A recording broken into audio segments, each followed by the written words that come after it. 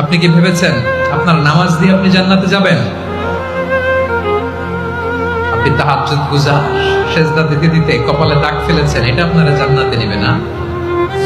আপনি এলাকার সবচেয়ে বড় হাতেম তাই দানশীল, এই দানের ভরসায় বসে আছেন। কশিন কালো আমাদের নামাজ, আমাদের রোজা, আমাদের ইবাদত, এগুলোকে মিজানের পাল্লায় উঠালে কোনো ওজনই হবে না।